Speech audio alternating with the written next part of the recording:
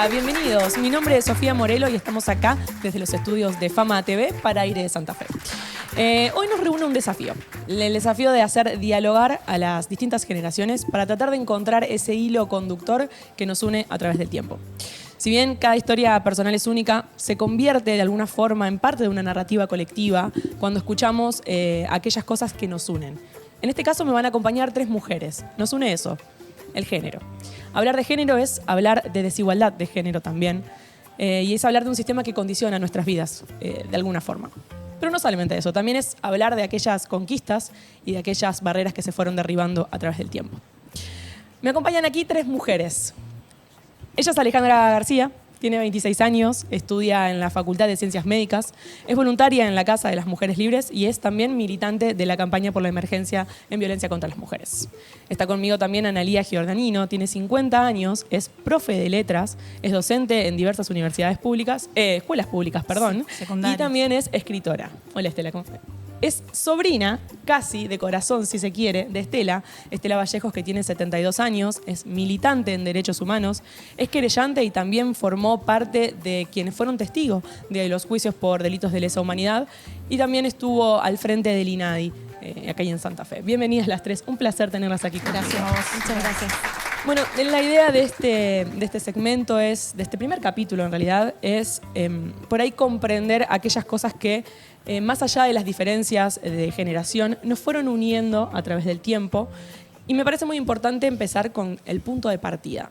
No les voy a preguntar por su infancia, ni de dónde vienen, qué hicieron, sino el primer disparador, y con esto sí abro hilo, es ¿qué soñaban de chicas? ¿Qué querían ser cuando eran grandes? ¿Qué es eso primero que recuerdan como algo deseable, a lo que aspiraban en su vida? ¿Quién arranca? ¿Empezamos? Sí. ¿Cualquiera? Bueno, pensando en la visita también y pensando en esta pregunta que haces, y algo del género siempre se cruza, porque yo no tenía yo leía y escribía desde muy chica, pero no pensaba ser escritora ni docente, eso se fue dando después. Pero sí hay algo que me parece que dijiste antes que estaba re bueno, o lo charlábamos fuera de cámara, que quería salir. Ajá. De mi casa. Ajá. Y bueno, ese recuerdo cuando dijiste que querían, qué sueños tenían, en mi casa estaba todo bien, era una familia democrática, con ejercicio de libertades, con salida a la calle, movilizaciones y demás. Yo crecí parte en dictadura y parte en democracia. Soy de la generación que fue a caballo. En el medio, ahí en Bisagra. En las décadas, sí. Nací en 1974, empecé primaria, no me voy a acordar, pero terminé primaria en 1988. Y ahí, de chiquita, en tu casa, querías irte de ahí. O sea, como que te visualizabas por fuera también. Sí, porque pensando para la charla, también uno piensa su casa y en esto de qué cosas estaban asignadas adentro y qué cosas estaban como más permitidas afuera. Y adentro había bastantes reglas no dichas que, bueno, había que cumplir. Por ejemplo, nos ocupamos... yo, con mi hermano, había una clara diferencia, que es que mandados y limpieza hacía yo. Ajá. Eso te tocaba a vos. Y mi hermano, quién sabe qué cosas. Un cúmulo de cosas que siempre estaban en menor cantidad. Por suerte, igual, estaba el equilibrio del ejercicio democrático de mi familia, que quiero marcar esto del adentro y del afuera, porque siempre pasa que adentro de la casa, uno cree que hace muchas cosas en libertad, pero adentro de la casa no son tanto. Hay otras reglas. Hay más cosas silenciadas, que nos condicionan. sí. Como esta. O sea, ocupate de la limpieza, ocupate de los mandados. Había una fundamental que es que mi abuelo, yo crecí con mi abuelo, cocinaba él. Ajá. Pero yo siempre marco que es porque él traía la plata a casa. Ahí hay algo que lo pude ver después. Y bueno, después, para darle también paso a las chicas, ese deseo de afuera lo tenía habilitado porque iba a hacer deportes, iba a bibliotecas y bueno, salía mucho a visitar a mis amigas. Claro. El cine, mi mamá llevaba mucho al cine.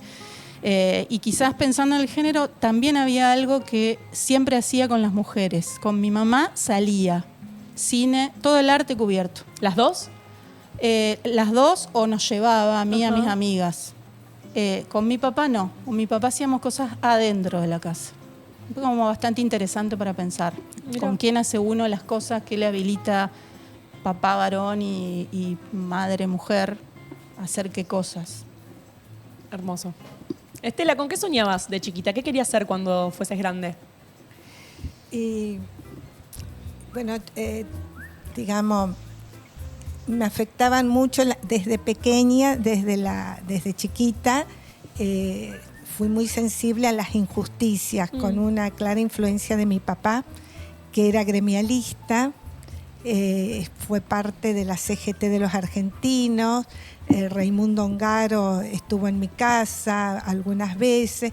Entonces, yo lo que quería era, desde pequeña, iba a las huelgas, iba a las marchas con él. Entonces, yo desde chica buscaba cambiar el mundo. Ay. ¿No? O sea, ese era el sueño que tenía. ¿Y qué cosas detectabas que estaban? ¿Con qué soñabas cambiar en ese momento? ¿Qué cosas veías y decías, esto tiene que ser distinto, ojalá que en un futuro esto pueda ser distinto y que yo pueda hacer algo por eso? Claro, por ejemplo, me acuerdo que salía con mi papá y no entendía por qué había tantas casas y había gente que no tenía casa. Por ejemplo, un detalle, pero eso lo tengo muy presente. Iba con él a la casa de mi abuelita, caminando. Lo veía poco, pero el poco tiempo que lo veía lo disfrutábamos mucho. Entonces, ¿por qué trabajar tanto? ¿Por qué vivir tan al límite con el dinero?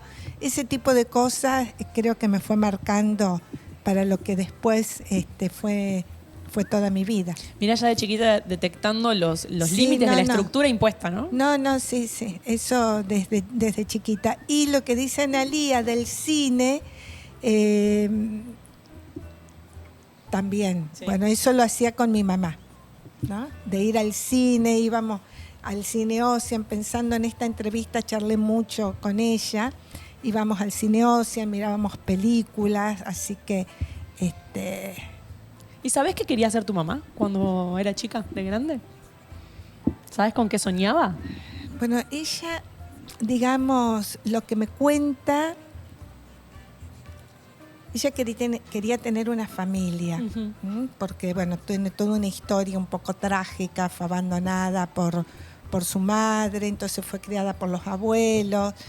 Entonces su sueño era como Vicky, la de ella quería tener una familia, una casa. Bueno, tuvo, digamos, la suerte de un momento político que fue cuando estuvo el peronismo con los planes Evita, que tuvo su propia casa. Entonces ya ese sueño se le cumplió, ¿no? Y después, hablando así bien desde el género, ella, había muchísima diferencia, un poco lo que cuenta Analía, pero mucho más marcada entre los hijos varones y las hijas mujeres, ¿no? ¿Ella no soñaba lo mismo que sus hermanos? ¿Tenía hermanos? No, ella, sí, un solo hermano, pero fue criada dentro de una familia con tíos y tías que hacían como si fueran sus hermanos. No, pero los mandatos a los varones eran completamente distintos a los de las mujeres. Ellos podían soñar otras cosas. Ellos podían hacer otras cosas, sobre todo hacer. Por ejemplo, ella recuerda que la abuela le decía, carancho que comió, voló. Así que la mujer que quedaba embarazada siendo soltera, la echaban de la casa. Entonces, y la echaban, no es figurativo, no es Es literal. Claro, es real. Entonces, ella se fue formando con todo ese temor que de alguna manera pudo haber llegado a influir en algunos aspectos en mí. Me parece un punto interesantísimo y lo voy a anotar para retomarlo. Contame vos, ¿con qué soñás? Bueno, vos ya sos casi chiquita, pero ¿qué soñás? ¿Qué querías hacer cuando eras chiquita? De grande. Yo quería estudiar. Quería estudiar medicina. Bueno, algo que estoy haciendo ahora. Pero bueno, en mi casa mis padres, ambos no terminaron sus estudios, entonces para mí tener una carrera era algo súper importante, era una meta que quería tener, que quería lograr.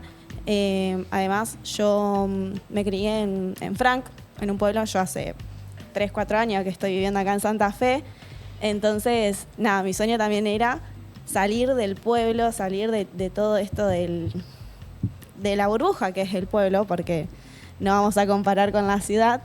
Y quería vivir las aventuras de la ciudad. O sea, yo quería mi vida en rumbo a los autos, a sonidos, a cosas que no pasan en el pueblo, digamos.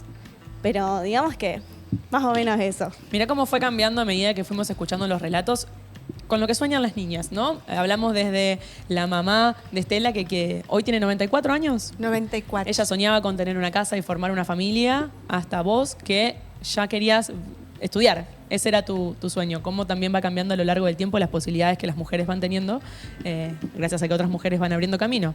Quiero retomar con lo que trajiste a la mesa, Estela, porque me parece muy valioso, y es preguntarle si saben a qué le temían o a qué le tenían miedo, o aún hoy, por ser mujeres. Retomando lo de tu mamá, quizás ella le tenía miedo a que la echen de su casa, a no poder encontrar un espacio en donde ser, a no poder vivir su sexualidad con libertad, por ejemplo. ¿Vos a qué le tenías miedo? Bueno, si tuve miedo, lo superé porque, digamos, pertenezco a una generación que rompió con algunos mandatos, ¿no? Fui criada bajo la idea del hogar. Ese mandato lo recibí y era estar en la casa, ayudar en las tareas domésticas y eso, ¿no? Ese era el mandato que recibí. Lo que pasa es que la generación a la que pertenezco, más las influencias desde el gremialismo que trae de mi papá, que traigo de mi padre, hicieron que en el año 73 se abrieran inmensas posibilidades de participación de las mujeres en un montón de ámbitos, y bueno, así que ahí yo no podía haber hecho otra cosa que la que hice. O sea, fue entrar en un momento del cual no me arrepiento en absoluto. Lo que traes es muy interesante porque de alguna forma también explica muchas cosas, que no es que las mujeres simplemente se limitan o no se permiten soñar o crecer o elegir su propio camino, sino que también hay algunas estructuras y condicionamientos externos contra los que no podemos, y las políticas públicas, los avances en derechos humanos son cosas que acompañan también este desarrollo, ¿no? Así es, sí. Bueno, el sueño que a lo mejor no tuve en la infancia, porque fue una infancia habilitada en el sentido de derechos, como decía Estela. Yo estuve en las aperturas de post-Alfonsín, en la democracia. Entonces yo sabía que se podía salir a la calle a muchas cosas, y eso estuvo en mi vida. Así que en esa marea de cosas nuevas yo quise ser cantante de rock, tuve unas bandas. La literatura siempre, o sea que el sueño no es que no estaba, sino que vino después.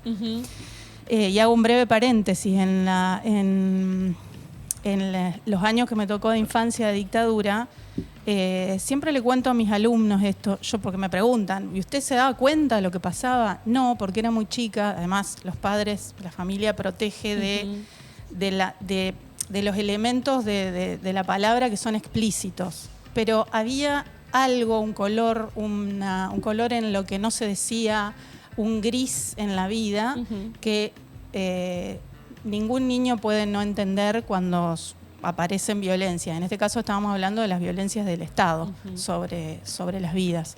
Así que, por ejemplo, voy a contar lo que siempre cuento de vos. A mí me decían que Estela estaba estudiando para maestra en Córdoba. Ajá. Entonces, ella desde la cárcel me mandaba otra mujer habilitando la literatura. En mi caso, si bien mi mamá, dentro de todas las artes que me habilitó, también estaba la literatura, me compraba un libro por mes. No podíamos comprar mucho, yo no tenía una gran biblioteca, tenía una biblioteca muy chiquitita.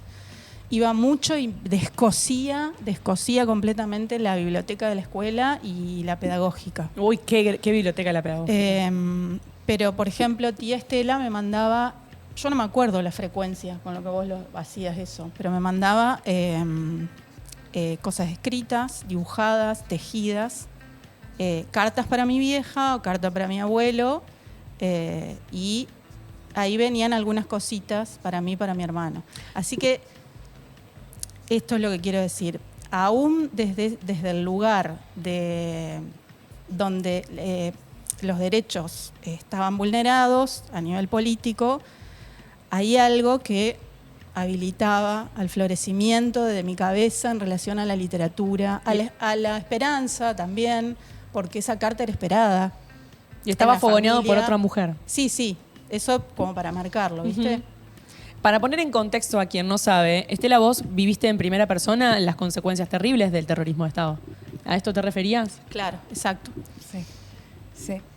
Contados por mi madre, 6 años, 6 meses y 20 días estuve detenida.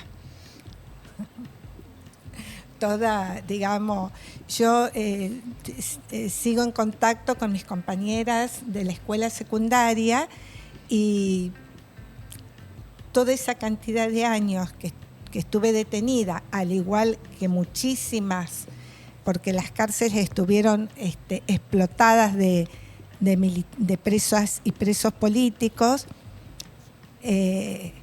muchos de ellos terminaron una carrera universitaria, tuvieron hijos, o sea, yo materné tarde, digamos. Para lo que se esperaba. Para lo que se esperaba, claro. Que hoy eso no ocurre. Hoy las chicas están maternando hasta después de la edad que yo materné, si lo desean. ¿Vos pensás en ser madre? No. No, a mí me tocó una experiencia de que yo tuve hermanas más pequeñas después de 13 años, o sea, yo tenía 13 años y mis padres tuvieron 2 hermanas y a mí me tocó maternar a mis hermanas. Tareas de cuidado. Tareas de cuidado. Y no, realmente yo ahora no pienso y para el estilo de vida que yo quiero tener, no veo posibilidades de maternar o de dar tiempo que yo quisiera dedicarme a mí a otra persona. Quiero preguntarles, ¿quiénes las cuidaron a ustedes? ¿Qué figura asocian al cuidado en su vida? En mi caso, yo tengo el podio de ser la primera en un elemento de la infancia, de la primera nena en el grado de tener padres divorciados. Ley de divorcio post-Alfonsín, la primera, y era ¿viste? Como pasó después con otras leyes a lo largo del tiempo. Así que mis padres separados, luego divorciados, bueno, yo vivía con mis abuelos maternos. Mi vieja laburando todo el día y me cuidaba mi abuelo. Mi abuelo ejercía, maternaba, como se dice ahora, pero ejercía actividades que a lo mejor ahora son muy comunes o que los varones están hace rato aceptando o por lo menos pensando que se pueden compartir. Y bueno, ¿Era raro para la época? Sí. Yo siempre agrego como esa vueltita más. Si bien él nunca lo hacía notar, mi vieja perdió durante los gobiernos menemistas, perdió su trabajo así, al toque. Entonces en ese momento sobrevivíamos con la jubilación de mi abuelo. Y bueno, yo después de mucho más grande pensé eso, digamos, él hacía algunas tareas también porque él era quien llevaba como ese también elemento patriarcal del dinero a la casa. Jamás hizo notar, no había en torno a eso una tensión. Es algo que yo pensé nomás. Mi abuela cosía.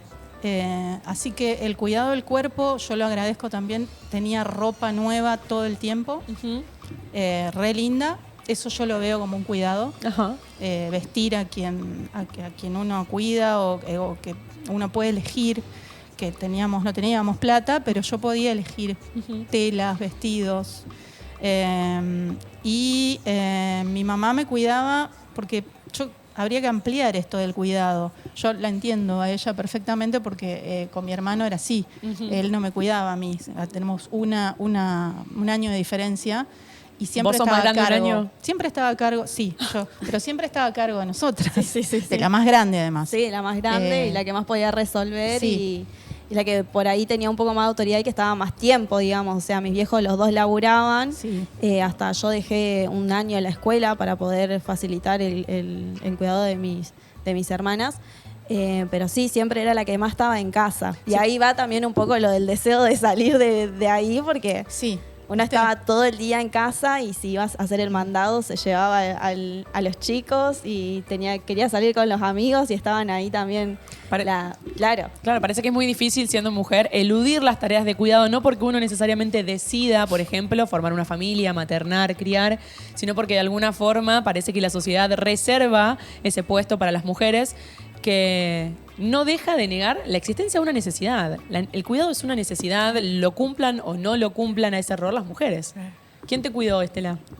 Mi madre. Tu madre. Mi madre y mi padre cuando podía. Mi papá tenía una carga horaria excesiva. Y, por ejemplo, hablando de romper algunas cuestiones, ¿no? Algunas cuestiones que pueden parecer menores. Por ser mujer, yo no podía andar en bicicleta. ¿No podías andar en bicicleta? No, ni andar en bicicleta, ni subirme a un árbol. No, por ser nena. ¿Cómo? Porque las nenas ese tipo de cosas no podían hacer. Ni andar, lo máximo que logré andar es en un triciclo. Subir a un árbol, tocar la guitarra, no, a lo sumo puede ser un piano, que obviamente no llegué porque no nos daba ¿Y a la vos, tía, situación. te decían machona o no existía esa palabra? No existía, pero yo no podía entrar dentro de ese parámetro. Entonces tenía que ser una nena bien educada, amorosa, o sea, todo lo que se espera de una nena. Tengo mi hija mayor, soy madre de 3.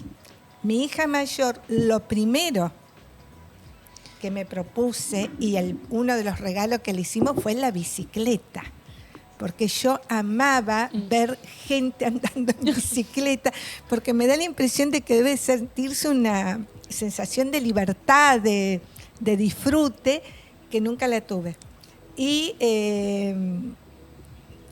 subir un árbol. Tuve una casa que tenía un nogal muy grande y bueno, cuando mis hijos se peleaban conmigo, se subían al árbol ofendido, pues total yo no me podía subir. Y bueno, ese tipo de cuestiones que marcan una época, ¿no? Yo lo veo como que debía de ser así, ni se lo No se lo cuestionaba. No. Y yo hacía caso, además. Obediente. Claro. Como una buena mujer debe ser. Como una buena mujer debe ser. Lo que pasa es que después, vino toda la cuestión, ese gran movimiento que ocurrió en el año 73, donde, fue un aluvión y ahí... Pienso que mi mamá debe haber sufrido muchísimo con las corridas que había de la policía, de los militares. Bueno, pero lo aceptaron, me acompañaron muchísimo. Mi madre siempre me fue a visitar. Mi papá, aunque estaba enfermo, iba a visitarme con el papá de Analía, con mi tío, así que... Con mi abuelo. El abuelo, perdón. Pero es como mi padre, Claro, sí, fue como mi padre. Sí. Con esos mandatos pudiste romper. digamos, ni siquiera lo pensábamos como mandato. Yo no lo pensaba como mandato. Era como que, ¿qué otra cosa podía hacer con mi vida que estar porque además creíamos fervientemente que íbamos a cambiar un sistema injusto. No era, y lo veíamos ahí, que en poco tiempo lo íbamos a lograr. Me acuerdo que mi prima, hermana, mamá de Analía, me decía, ay, mirá cuando le contés a tus hijos que estuviste en la revolución. Me decía, claro. Y bueno, no lo logramos, pero lo seguimos soñando aún a estos años, ¿no?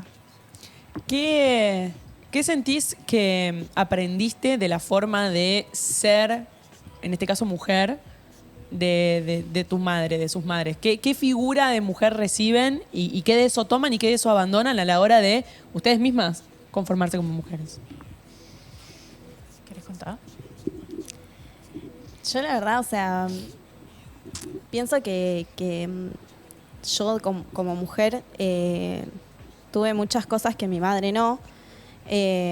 Lo veo, bueno, ahora, a la hora de estudiar, de estar viviendo en otro lado. Mi vieja viene de una familia muy grande, que siempre fueron laburadores. Ella tenía 10 años y directamente al tambo. Y es algo, esto de la revolución, de la lucha, es algo que vengo rompiendo yo con cosas porque no... En mi familia no se hablaba de estas cosas ni tampoco existía, era un mundo aparte.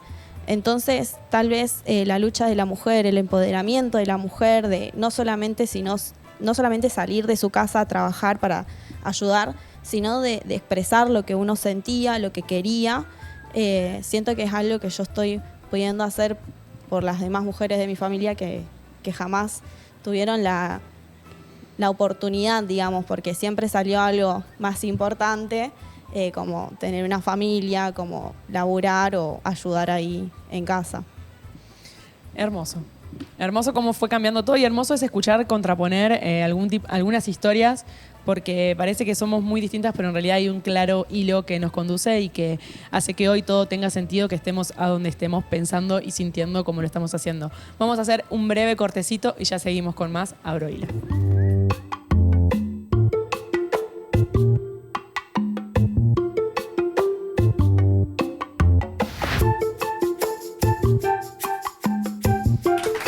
Abro Hilo es un espacio de diálogo en donde conversamos hoy entre generaciones de mujeres. Para entender un poco cómo fueron cambiando las percepciones que tenemos, en este caso del amor, quiero preguntarle a las compañeras que están aquí conmigo hoy, ¿cómo se conocieron las parejas que le dieron la vida a ustedes? ¿Cómo era la idea de amor? ¿Se habló de sexualidad en la casa de ustedes? Mi mamá, después de mucho tiempo, amé su visión del amor. Mi mamá amaba la chica de trajecito sastre y taquitos. Nunca logró ponerme uno. No le di el gusto, tendría que habérselo dado. ¿Viste esas cosas que uno piensa también después de mucho tiempo, cuando uno entendió cosas de su madre? Y...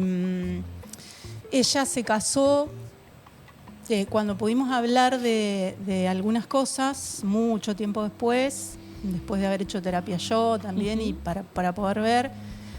Bueno, esa es otra cosa que quiero decir. Hace un ratito, hago breve paréntesis, hace un ratito ella decía nos empoderamos y demás. Hay un lenguaje sobre que nosotras y manejamos ahora que pervive desde hace un tiempo, pero que no lo tuvimos, pero que tanto Estela como la compañera se ejercía. Había otra cosa, o sea, yo sabía todo lo que estaba mal desde chica. No lo podía nombrar como no empoderamiento. Ajá. Pero veías esas desigualdades. Ese conocimiento sobre qué nos separa o nos separaba de los varones siempre estaba. Se habló sobre el cuidado, bueno, y ahora sobre el amor. Hablando con mi madre, yo le pregunté por qué te habías casado con papá, etcétera, se separaron después, porque a pesar de que no parecía, uno sufría eso. Y bueno, ella fue absolutamente sincera y yo agradecí de por vida. Eso que me dijo, yo me casé porque todas mis amigas se casaban. Wow. Fuerte. Porque habla también sí. de una forma de pertenecer, digo, Sí, ¿no? Habla no solamente de lo que significa ser una mujer o del lugar que tiene una mujer, que eso también condiciona hasta los sueños y los deseos, sino también habla de un sentido de pertenencia, ¿no? Sí. Enamorada con mi viejo y todo, o sea, ellos tuvieron sus cortos años de amor, después eso, de separación. Y bueno, eso. Me impactó siempre, yo agradecí eso. Me acuerdo que esa charla con mi mamá, que yo la pude tener, ponele a los 35, una cosa así, yo agradecí eso, mucho. Estela, ¿Qué me preguntás? vos ya sabés. ¿Con qué idea creciste del amor? ¿Cómo se conocieron tus papás? Tus padres. Bueno, varias cuestiones. Mi papá le llevaban a mi madre casi 19 años, una gran diferencia de edad. Y mi mamá, ella lo que buscaba era un hombre bueno y trabajador. Ajá, ese era el ideal de varón. Ese era el ideal que ella buscaba. Bueno, lo conoció a mi papá y bueno, y formaron un hogar de esa manera.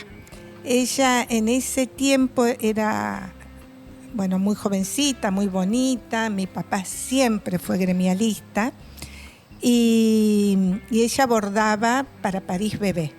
Bordaba esas delicadezas bellísimas. Y bueno, y con eso subsistía. Ella se fue de la casa esa donde la criaron los abuelos y los tíos. Uh-huh. Y vivía en una piecita con una cocinita, pero con un hermano. Bueno, cuando lo conoce a mi padre, mi papá le tuvo mucha paciencia en cuanto a esperarla. Eran las citas en las esquinas o en esos lugares así como emblemáticos de la ciudad, en Gatichave, o sea, esos lugares esas esquinas. Bueno, y ella lo hacía esperar para que la valore. No vaya a ser que crea que estaba así. Bueno, y después cuando oficializan el noviazgo, ella se tuvo que mudar a la casa de una tía para que la familia de mi papá no supiera que vivía prácticamente sola, porque estaba mal visto. O sea, toda una historia. Afortunadamente, ellos fueron muy felices, digamos, vivieron bien, construyeron, lograron algunos objetivos de bienestar, ¿no? De ascenso social. Uh-huh. Sí. Y bueno, y yo fui la primera de la familia que terminó la escuela secundaria. Bueno, y Analía es la primera que termina la universidad en la familia. O sea que de alguna manera, qué sé yo, no sé. Se fue rompiendo un poquito ese techo que quizás era invisible, claro, pero marcado también por nada, incluso falta de representación, falta de acceso, claro, ¿no? De poder. Sí. Incluso. Y después cuando yo me casé, no me casé de blanco. Mira qué rebelde ella. Primer cuestión, o sea, la idea que teníamos era encontrar un lugar donde vivir e ir a vivir juntos, porque teníamos la idea de que ya éramos personas grandes, o sea, 32 años. ¿Vos también lo hiciste esperar? Ah, no, si ustedes se conocieron. No. Fue mucho más libre. Uh-huh. el conocernos y bueno, decidimos casarnos, o sea, ese era el plan, digamos, encontrar un lugar donde vivir, tener trabajo, encontrar un lugar donde vivir y irnos a vivir juntos. Se lo decimos a mis padres y él se lo dice a mi suegra. Fue así como el grito en el cielo. Y sé que entre las dos entre mi mamá y mi suegra, decían que quedó embarazada.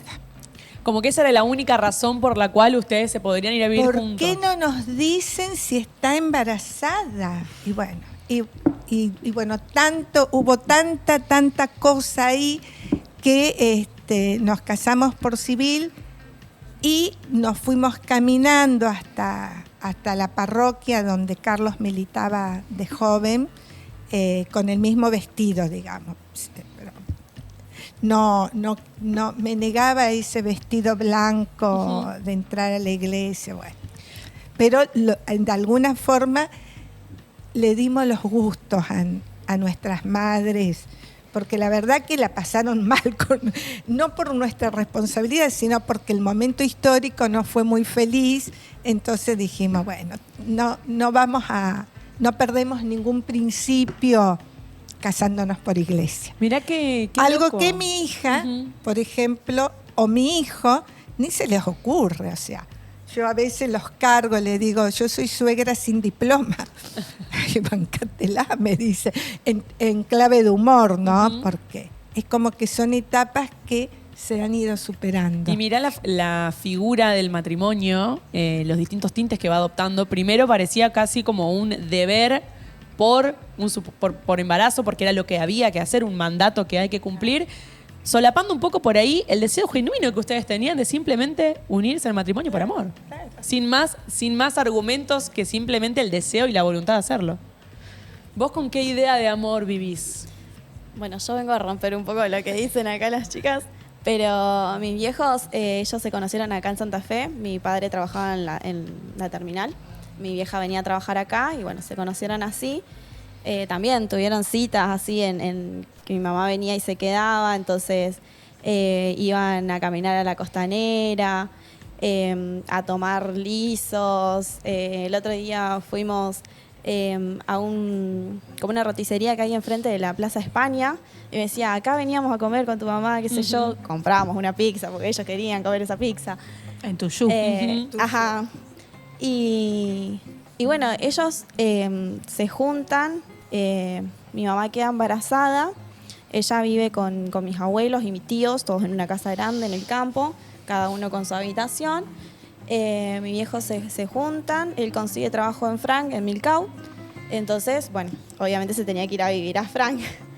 Me tienen a mí y se casan por civil para poder acceder a un plan Fonavi, para poder tener una casa. Ahí el matrimonio en realidad entonces es una figura que de alguna forma les permitía o les facilitaba otras cosas. No era el fin, sino el medio para otras cosas. Exacto. Ellos, o sea, muchas veces me dijeron no sentíamos la necesidad de casarnos para demostrar el amor.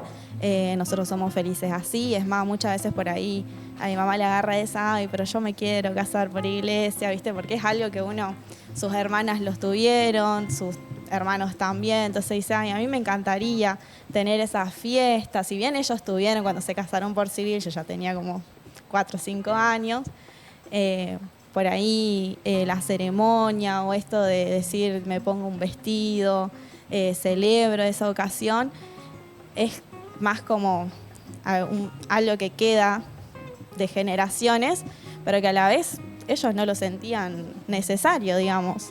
Fue más para poder tener una casa donde vivir ellos tranquilos, formar su familia, que para demostrar su amor.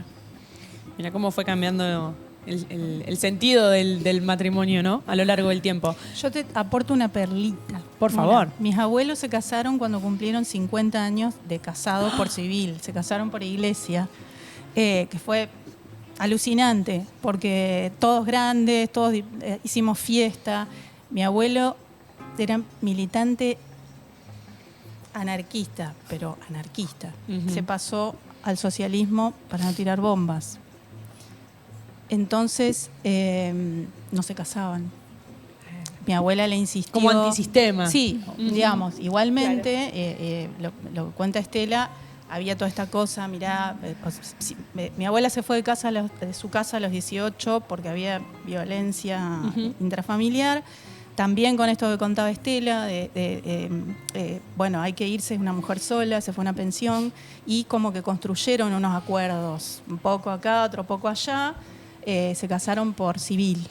Y igual que vos, tía, se pusieron, sí. se compraron. Yo creo que mi abuela, ahí tengo guardo algo en el. Un tocadito, acá. algo. Ella, no, me acordé, se cambió esto.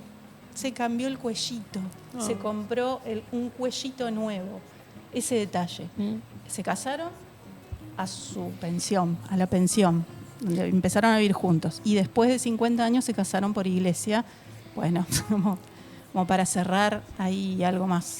¿Cuánto del valor de la mujer está asociado a lo que decide hacer con su vida amorosa, ¿no? Y cómo decide transitar esa vida amorosa. Vos recién, Estela, decías, mi mamá lo hizo esperar a mi papá para demostrarle que era una mujer que valía la pena, como si eso de alguna forma, quizás el posponer incluso sus propios deseos en pos de brindar una imagen que aparentara ser algo que en ese momento estaba bien visto, de alguna forma fue obstaculizando o quizás metiéndose en el medio de lo que podría haber sido otro camino que naturalmente la hubiese llevado a, no sé, a concretar una pareja con alguien.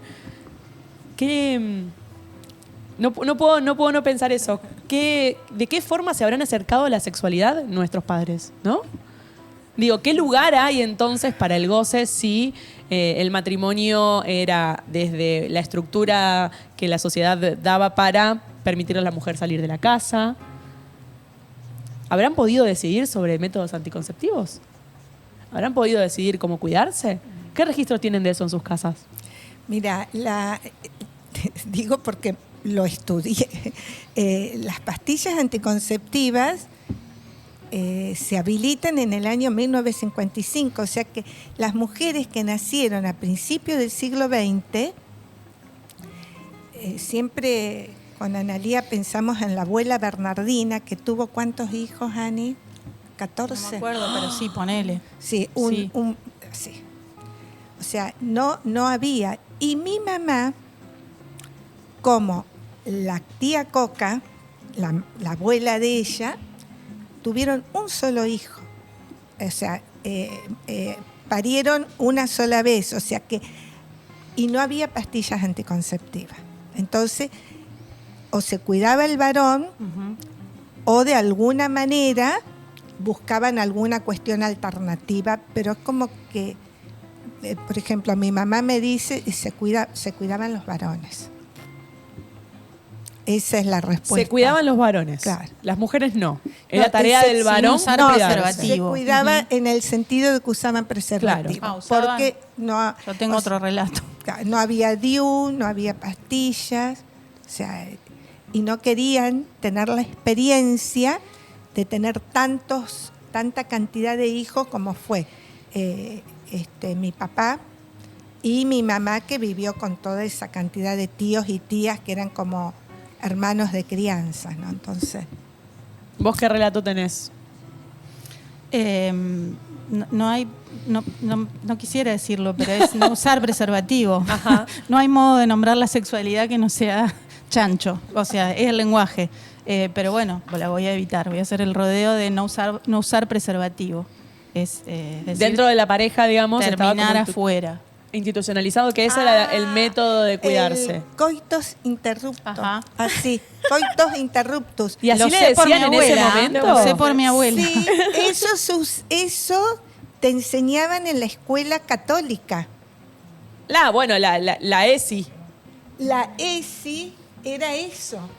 O sea, ni se hablaba de ESI, obviamente. Pero era el coitus interruptus. No, terrible.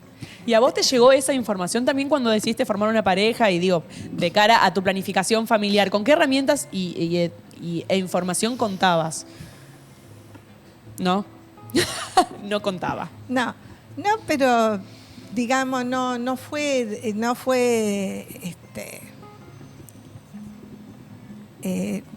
fue todo bien, fluyó Claro. todo bien. Mi mamá siempre me cuenta, para traer otro relato, mi mamá es una mujer en la mitad de sus 50 más o menos, que me cuenta que cuando se casó con mi papá, la charla sobre la planificación familiar y sobre cómo cuidarse, la hicieron con el párroco, con el cura que los iba a casar, que les introdujo el método Billing. ¿Cómo se llama este método? El método Billing, el de Ajá. los días. El de ¿Vos los también días. tenés ese dato? Claro, Yo espero que mis hijos no vean eso. No, pero primer cuestión, yo quería tener muchos hijos. Ajá. Vos ya tenías un deseo de ser madre. Claro, muchos hijos como una forma también de revancha por la cantidad de muerte que hubo en mi generación. Entonces yo quería tener hijos. Nace el tercero y mi mamá, que siempre fue como una ayuda importante, me dijo, vos volvés a quedar embarazada y yo me voy a vivir a Santo Tomé. O sea, Hasta acá, dijo. hasta acá. Y mi marido me dice, yo llego hasta dar el apellido.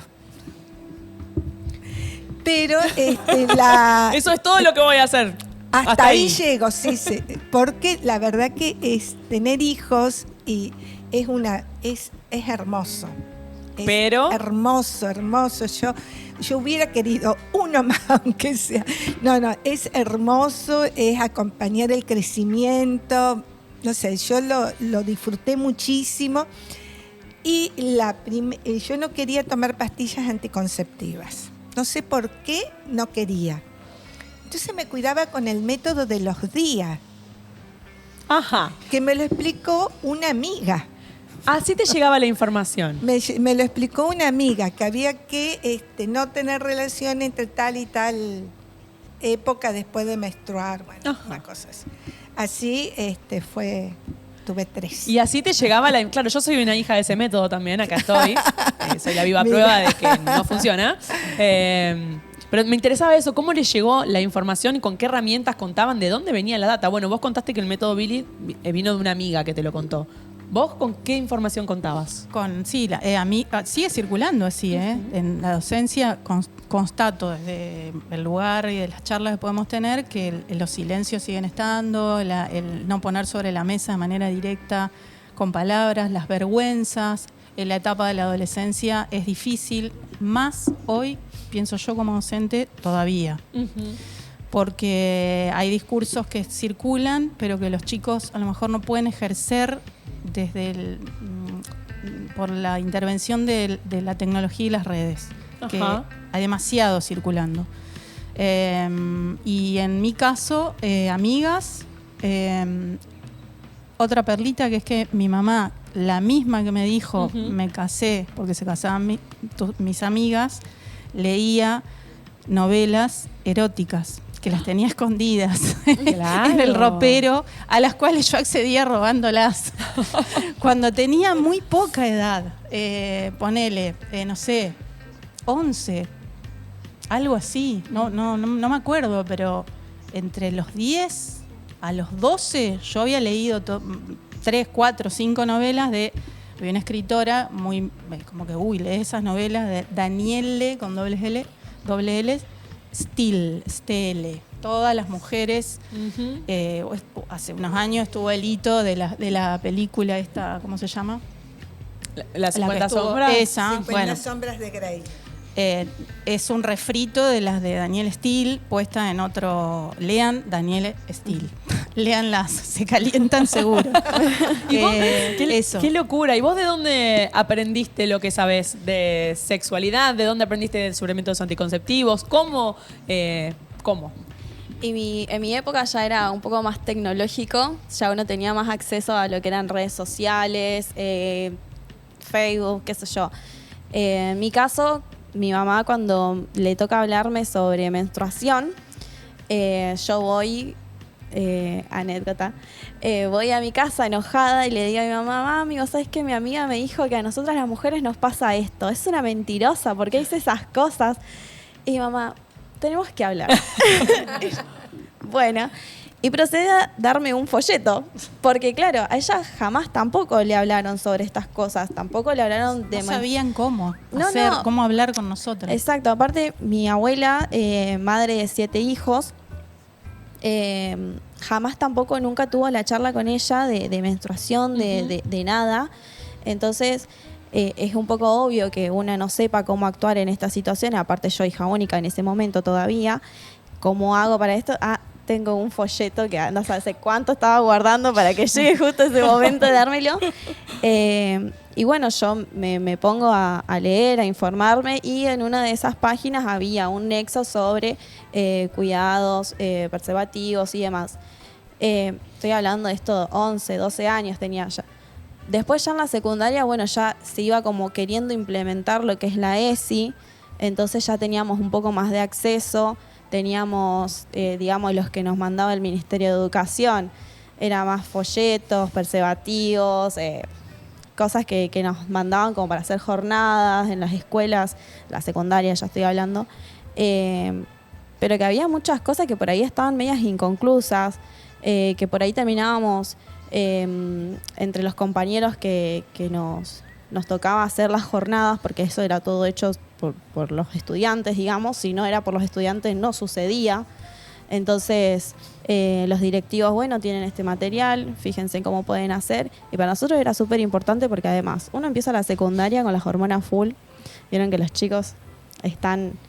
y para nosotros era importante tipo darle las herramientas que nosotros en ese momento, yo ya siendo promo, darle las herramientas a los chicos que recién iniciaban, que además se los notaba, vieron que ya están ahí en la escuela, en la secundaria ya es como sin filtro, andan así de la mano, que se dan besos en el patio. Bueno, darle las herramientas que nosotros no habíamos podido tener y charlarlo más profundamente, porque por ahí venía uno y te preguntaba algo que claramente no estaba en el guión que te mandaba el Ministerio de Salud. Y vos, pucha, ¿qué le decimos? Porque también al caso nosotros seguíamos siendo adolescentes, 17, 18 años teníamos. Si bien uno tenía un poco de idea, era un poco difícil charlarlo con chicos que recién empezaban. Entonces, bueno, era un poco investigación nuestra y un poco lo que nos traía el ministerio, pero...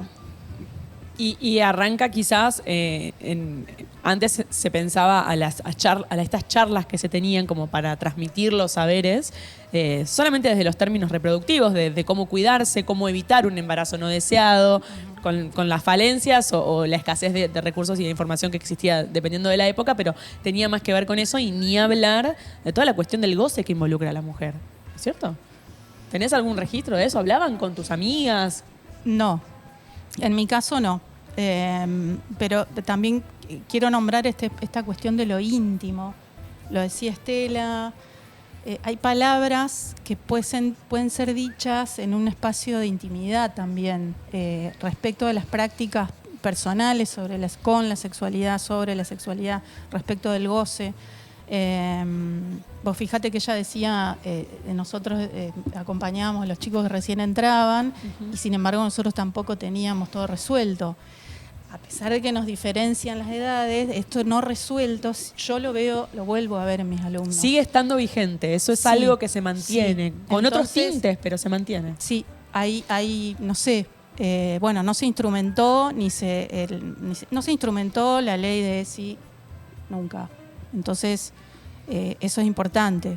No puede quedar a voluntad propia el saber qué es nuestro cuerpo, cómo acercarse al cuerpo del otro, cómo el otro me puede cuidar a mí en una relación íntima y cómo podemos llegar al goce, cómo puede estar no ligado a la sexualidad reproductiva solamente. No sé, yo igual amé que mi vieja tuviera esas novelas escondidas. Me pareció que una revolucionaria. Me pareció que ahí ella tenía eso que en sus palabras hacia afuera, eso no me lo dijo nunca, yo lo sabía, y como decía Estela, tampoco yo le dije, mamá, leí tus novelas. Yo no sé si ella se daba cuenta, pero... Le hubiese dado mucha vergüenza quizás. Seguramente. Ella me regaló a mí un libro, que no me voy a acordar el nombre, pero que podría ser, no sé, tu primera relación, o algo así, tu primera menstruación, algo así, tu primer algo. Y había dibujos que vos decías, ¿cómo encaja esto acá? Así, muy biológicos. Claro. Quiero agradecerles, Ale, Analía y Estela, quiero agradecerles por haber venido hoy acá a sumarse a a esta conversación intergeneracional que, bueno, buscaba de alguna forma contraponer historias, recorridos, anécdotas, vivencias en primera persona que son solo en primera persona en tanto y en cuanto las pensemos individualmente, pero que al recolectarlas y al ponerlas sobre la mesa, de alguna forma se colectivizan y se reproducen esas voces que seguramente harán eco en más de una persona que está del otro lado de esta pantalla mirando, porque eso es lo que tiene de hermoso el hecho de hacer circular la palabra, que podemos encontrarnos y reconocernos también en las experiencias y en las vivencias de otro, y eso de alguna forma nos aúna más, sobre todo en un sistema en donde tenemos que estar más juntas que nunca, ¿no? Teniendo en cuenta incluso estas coyunturas. Sí. Así que quiero agradecerles de vuelta por estar aquí. Ha sido un placer este primer episodio de Abro Hilo, que busca generar conversaciones intergeneracionales con distintas temáticas. Hoy, entre mujeres. Muchas gracias.